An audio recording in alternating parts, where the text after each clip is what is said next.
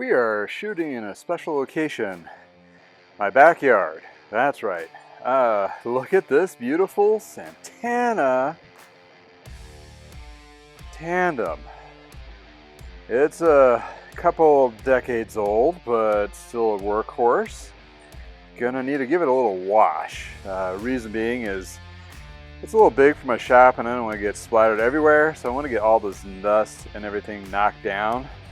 And what I'm going to be using today is some grime wave from lithium to focus on just more of the greasier parts. I will be doing a drivetrain, really just want to get the rust and stuff off. So first you kind of hit those dirty parts. Oh yeah, those little rollers like to get dirty. And up front here, this is in for a tune-up, and those hubs that help kind of break down those. Like so. Then I take my little scrubber, do some scrubbing lightly, like so. Parts that I might have I want to deal with later, especially the brakes. Reason being is I'm not going to take these off with the ultrasonic cleaner, so I want to kind of get all the gunk knocked down off them first. The drivetrain I am, so not too terribly worried about that. And then we do the hose, light and polite. And I broke my spray nozzle, so the hubs looks like I'm gonna have to do a little more scrubbing in the tank, which is fine. Mainly just want to get the, kind of helps out. A lot of shops will do high pressure. Mine's just a low pressure, just to, if I need to. A lot of the times I'll just do all the cleaning in the stand. But this such is a beast of a bike. You have to do things a little differently than what you traditionally do. So, well, without further ado, let's dive into this tandem and give her a once a decade tune-up after this. Welcome to I Know a Guy Bicycles, hanging out with the guy. Hi, I'm Justin the Guy. Obviously I have a garage shop. Take scary how to use one bike at a time. If you want to be kept up to date on latest projects and topics, please like and subscribe. Hey, welcome back to No Guy Bicycles, hanging out with the guy. Hey, I'm Justin the Guy on this old bike series. Woo, a Santana. Yeah. Santanas were known for tandems. They're very awesome bikes. This was a steel chromoly tandem, kind of comfortable. The original owner, he had, when he test rode these back in the days, original owner, by the way, so late 90s, early mid 90s, actually mid 90s.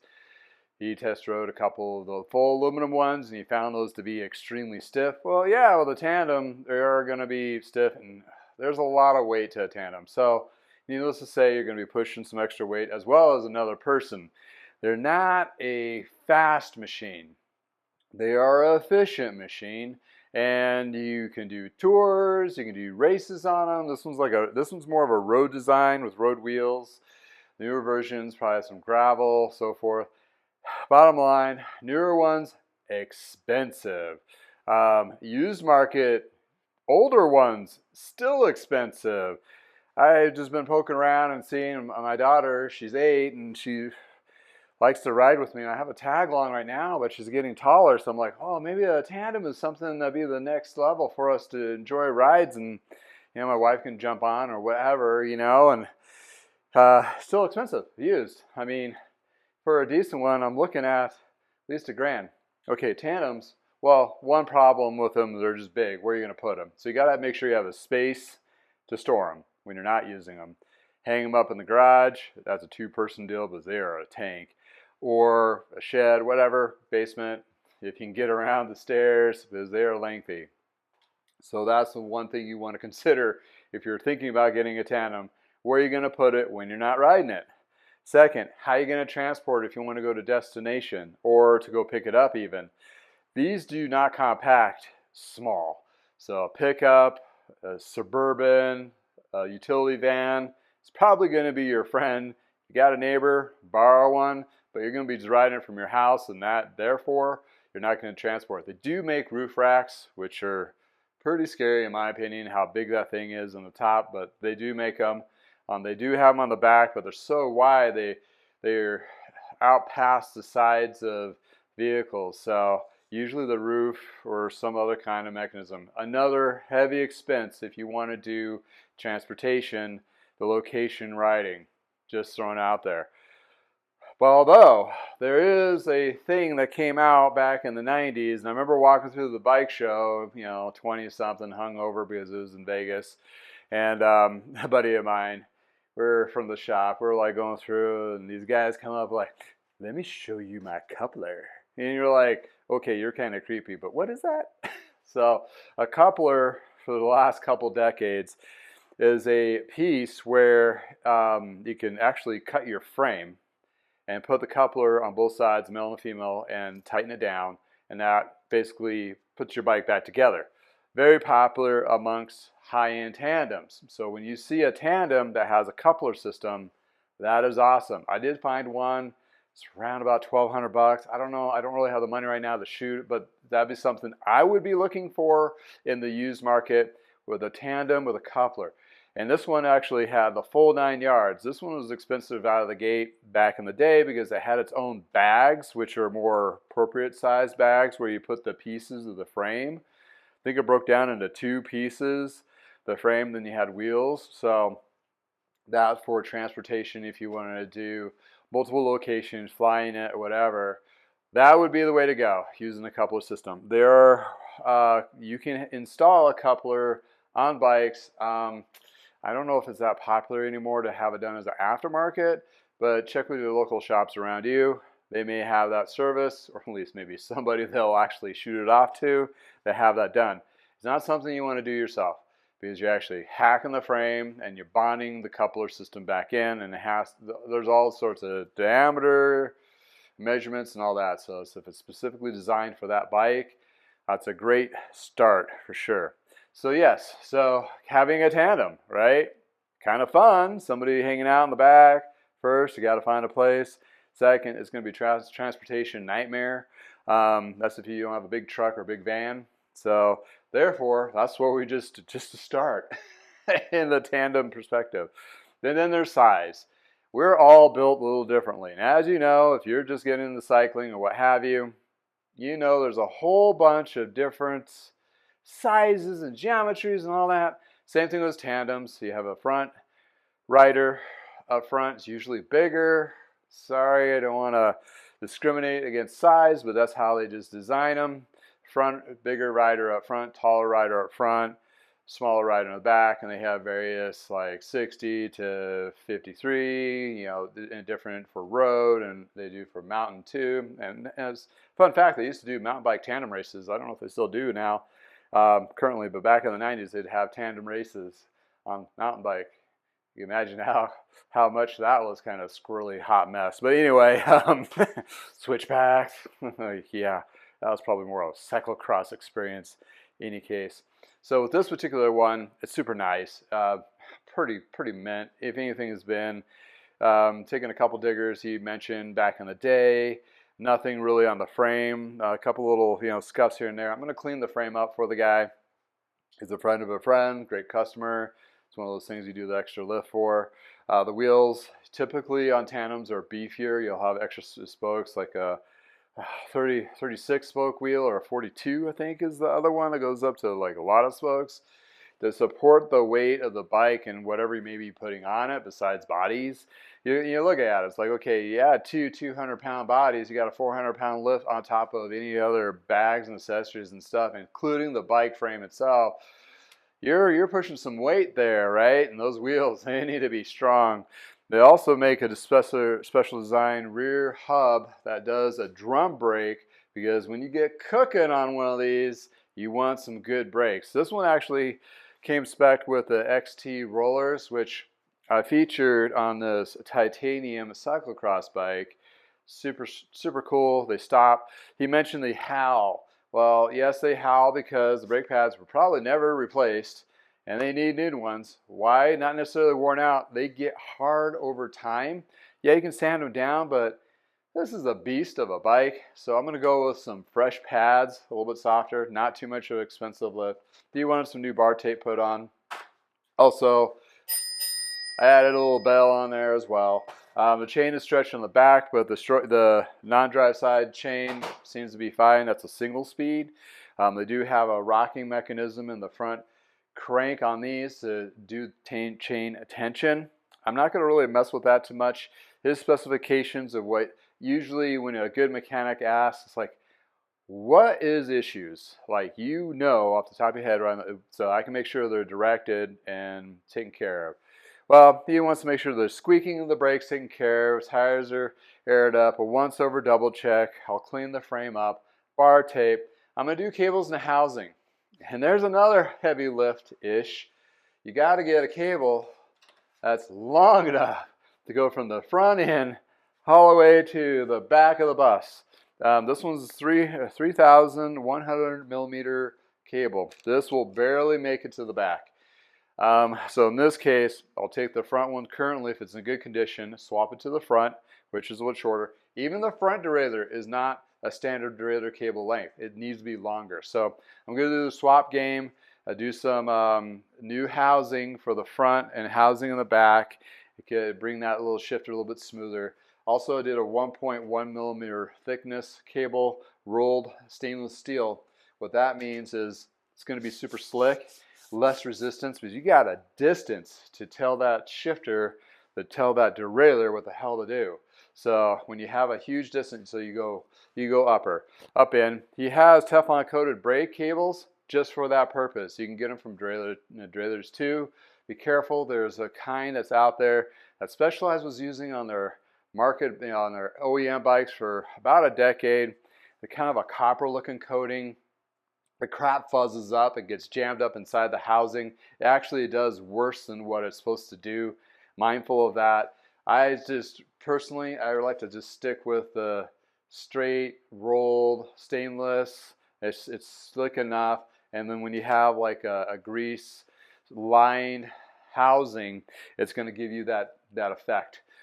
Best performance possible without being electronic shifting. Would this be something I'd put electronic shifting on? Well, if I had the money and I had the time, oh hell yeah, because that would be huge. In addition to, if I had disc brakes, which a lot of new ones will have disc brakes with the larger rotor, like the downhill rotors.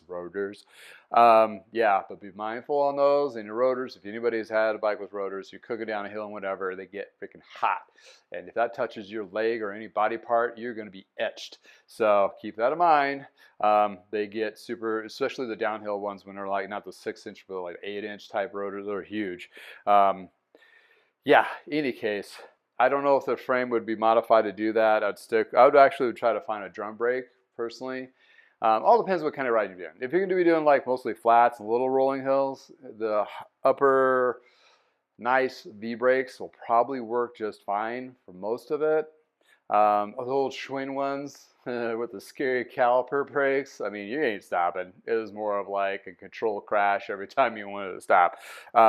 Ish. Sometimes not. Great bar bikes, but other than that, death traps.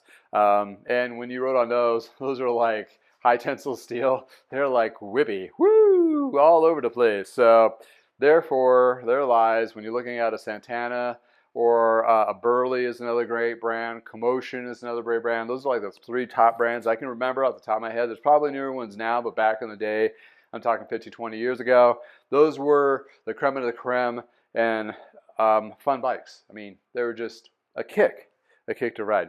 So chain, cables, housing, brakes are going to be good. Just need to clean them up, replace the pads, chew the wheels, adjust the hubs, double check the bottom brackets, clean the drivetrain, ultrasonic cleaner. And that's the process of this particular tune-up. You have a tire that's low pressure. I think you lowered it, but I'm going to air the tires up, make sure they hold. Straight bars on this one, because they just want to move this upright. You can do drop bars on the back too. He says his wife really enjoys riding the back because, you know, the cycling jerseys that have the pockets in the back. She just like goes to town, like, well, my chapstick goes in there, my sunglasses and sunscreen. It's like you just became a handbag as the front rider. So embrace it. The person riding in the back has basically all the power of yelling at you to stop. Because if they stop pedaling, you're just going to slow down to a near crawl because you're pushing all that extra weight. But in any case, unless you're super strong.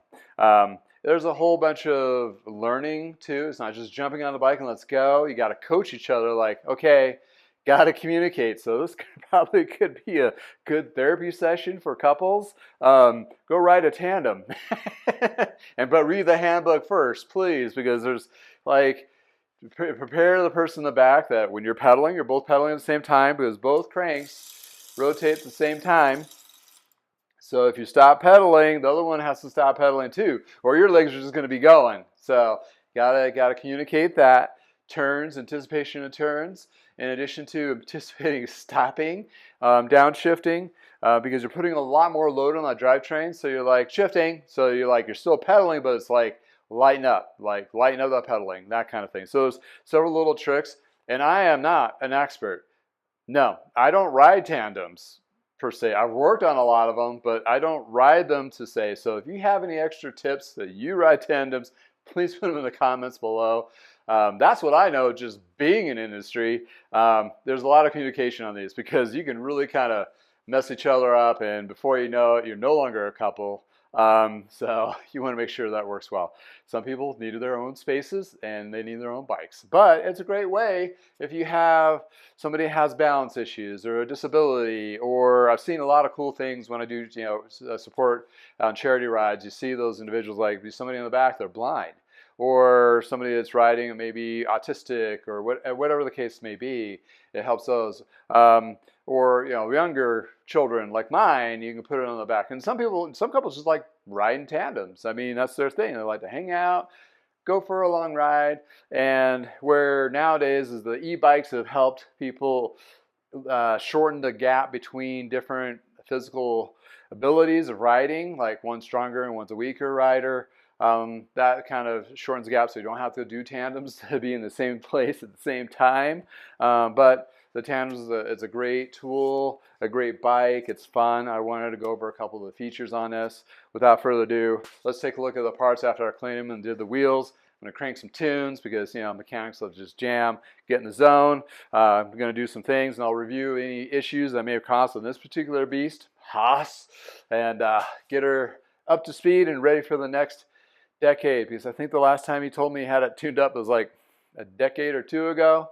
But here it is, and I'm going to take care of it, and they want to do some riding. So who am I to stand in their way? I'm here to help them provide that dream of riding together in proximity. Just don't pass too much wind, I guess. Check these parts out.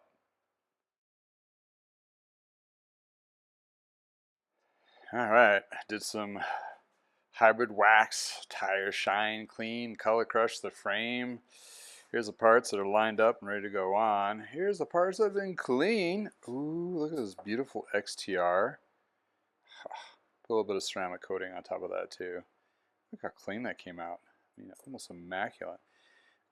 It's just so funny to look at these jockey pulleys now, because they look so small compared to what we're using today. I mean, look at that XTR. It's mint condition, no scarring whatsoever, That's a Dura crank. The Dura crank arms throughout. Cleaned up the chain as best I could. This is a XTR cassette 8-speed M900. And look at the wheels. So what was interesting is these are hubs that have ports on them, so you can shoot grease inside. That was kind of common in the 90s. And it did have Will Smith spokes, which they have even a tag here. But this rim is a single wall rim. You would think, being a tandem and all, they would have a double wall rim, but well, apparently not in this case, which is kind of baffling. But look at all the spokes.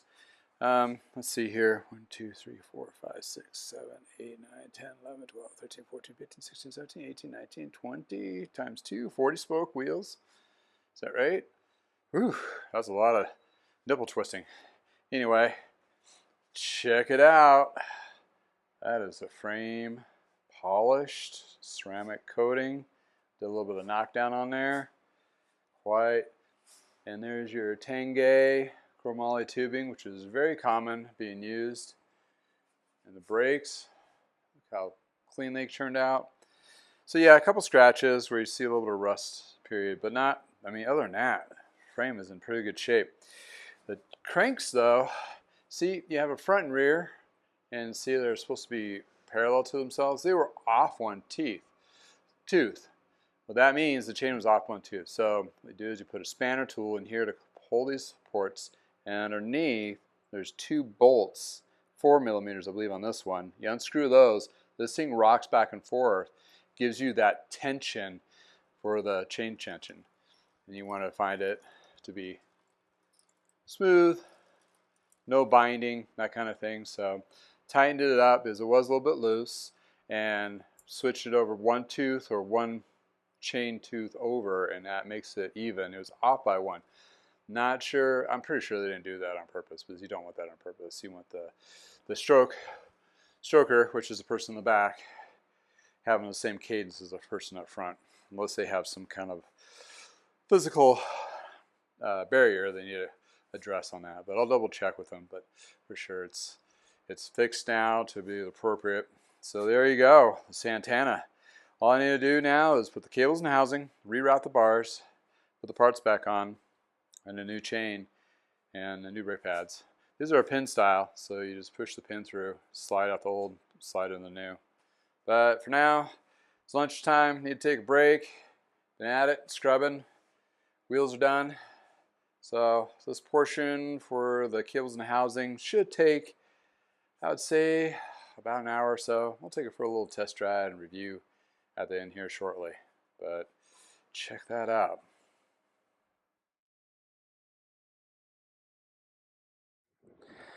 All right, here we have it, the Santana. Let's go for a ride. Unfortunately, I don't have a buddy to go with me, but we'll do this solo. So it has bar end shifters, full Tangay chromoly frame. Oh, get over the jungle gym of bars. All right. So one problem was squeaking brakes. Well, I'm not hearing any squeaking brakes as I'm coasting slowly down my driveway. All right, there we go. So it's a triple, but the small chain ring on this one has a lot of slack because it has huge cassette range in the back there. So you can hear it shift for each gear. And it's an 8-speed, so not very many gears in the back, but enough. And right now I know I'm in the middle ring. I can feel it go to the big ring. It doesn't seem to be wanting to jump off, which is good. I'm back to the middle ring. Go to the big. Slow down because I'm going to check the small chain ring. Woo! That's a climbing gear. What you pretty much need, but you only use like the big in the back, first 2, and the small up front. And you're going to want to get back into the middle ring. There you go. Sounds like engaged perfectly. All right. So, with all bikes, primarily as a bike mechanic, you want it to shift and stop and be safe. So here we are. It is shifting and it stops. No squeaking brakes, which is the good news. And let's take a look where I am going now.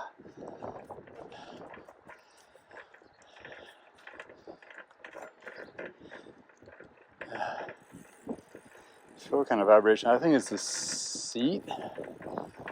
The back seat is a suspension seat, so everything else should be pretty tight though on this. Get another person on the back, they'll take out all that vibration. A beautiful day in the neighborhood. Super toasty though. Alright, let's ramp this without driving into my car. Alright. There we have it. Whew. Alright. Well, I was rattling. Oh. Could be that. Everything is pretty secure. Wheels. Yeah. So it sounds like it. That's pretty tight. All right. There we have it. The Santana Tandem. Ready for its next adventure. Thanks for hanging out with me in the garage. Until next time, please go out for a ride. It's nice in your neighborhood. Other details and information will be listed below in the description. If you have a tandem yourself or worked on tandems or have any insights of your perspective of tandems, please put it in the comments below. It's a community. Please share. Without you, of course, this channel would not be here. Until next time, from the garage.